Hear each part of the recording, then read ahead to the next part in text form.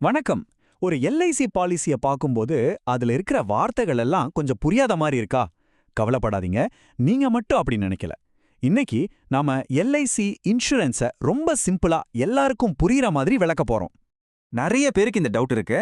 ஆனா நான் சொல்றேன் கேட்டுக்கோங்க. இந்த விளக்கம் முடியும் போது, அட இவ்ளோதானா அப்படின்னு நீங்களே சொல்லுவீங்க.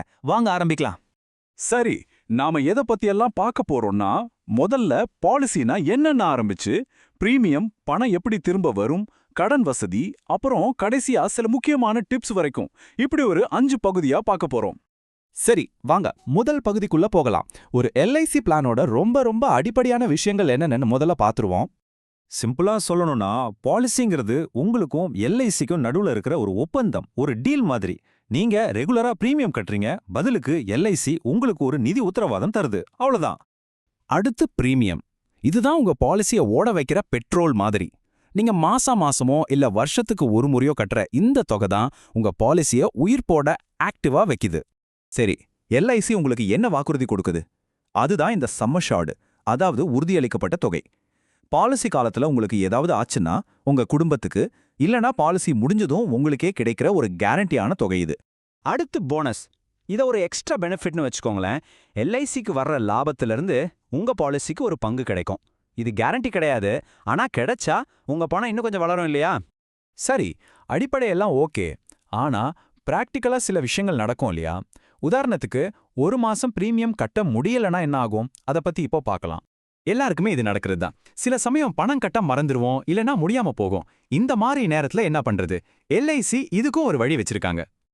அதுதான் கிரேஸ் பீரியட். அதாவது உங்களுக்கு எக்ஸ்ட்ராவா கிடைக்கிற டைம்.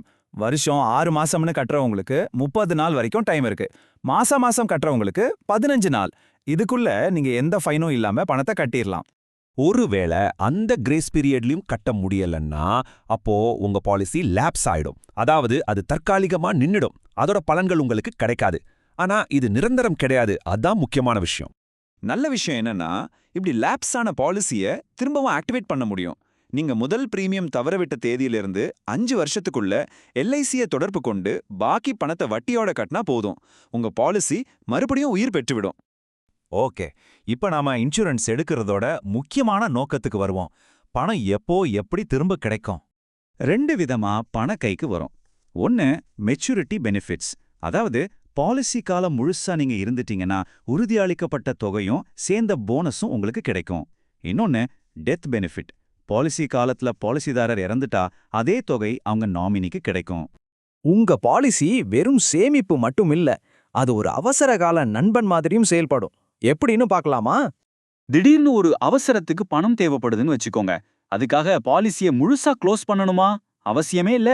அதுக்கு ஒரு சூப்பரான ஆப்ஷன் இருக்கு. அதுதான் பாலிசி மேல கடன் வாங்குறது. நீங்க ஒரு 2-3 வருஷம் பிரீமியம் கட்டினதுக்கு அப்புறம் உங்க பாலிசிக்குன்னு ஒரு மதிப்பு உருவாகும். அதை வச்சு நீங்க கடன் வாங்கிக்கலாம். இந்த கடனை நீங்க வட்டியோட திரும்ப கட்டலாம், இல்லனா கடைசியா மெச்சூரிட்டி பணத்துல இருந்தும் கழிச்சுக்கலாம். உங்க பாலிசியும் அப்படியே இருக்கும், பணமும் கிடைக்கும்.